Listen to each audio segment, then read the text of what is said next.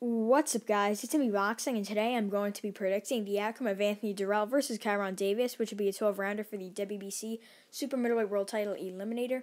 And this fight is going to be Saturday, February 27th, from the Shrine Exposition Center in Los Angeles, California. And this fight is going to be broadcasted on Fox. And again, both fighters, Anthony Dirrell, fighting out of and representing Detroit, Michigan, holds a record of 33 wins, 2 defeats with 1 draw, and 24 wins coming by way of knockout. He's currently ranked number 12 by BoxRec and is a 2-time WBC Super-Middleweight World Champion. His 1 draw comes to Sakio Bika, sorry if I'm saying his name incorrectly, for the WBC Super-Middleweight World title. Then he rematched Bika and then won that title via unanimous decision. And then in his first title defense, he took on Badu Jack. And as most of you guys know, in a war, he did lose via majority decision. And then after that, he got a very good win over Caleb Truax. Then later in the years, in early 2019, he took on Anthony Dirrell for the vacant WBC Super-Middleweight World title. And then, as most of you guys know, he won via technical split decision and became a 2-time WBC Super-Middleweight World Champion. And in his last fight, he took on El Bandera Roja, David Benavidez. And in a good effort, staying true to his nickname, the Dog, he made it a dogfight versus Benavidez early on, but then just because of the age was catching up to him, Dirrell started to get tired and was just getting battered in that fight. And he did lose via 9th round knockout in the end and lost his world title.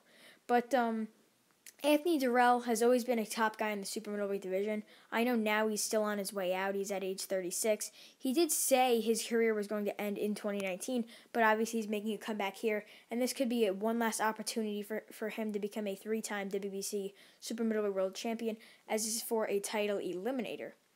But even at age 36, as I was saying before, he's still a top threat to those guys in the top 5. Although Benavidez was able to stop him, he still gave him a good fight, and I think that he could definitely become still a threat for those guys, as I was saying before.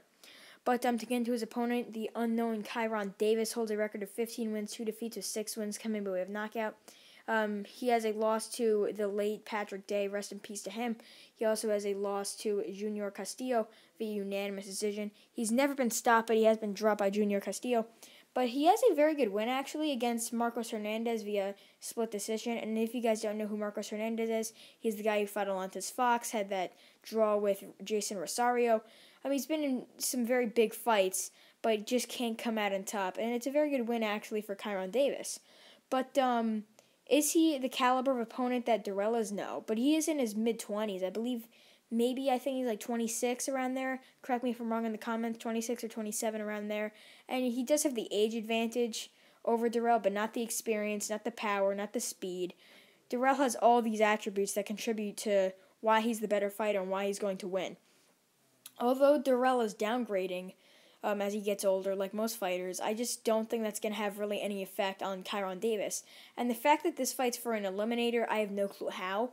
Dirrell hasn't fought in a year and a half, and he did lose a year and a half ago, and it was for that WBC title, so that would just put him, even though I believe he's still ranked in the WBC, but he hasn't fought in a year and a half, as I was saying before, so it doesn't really add up.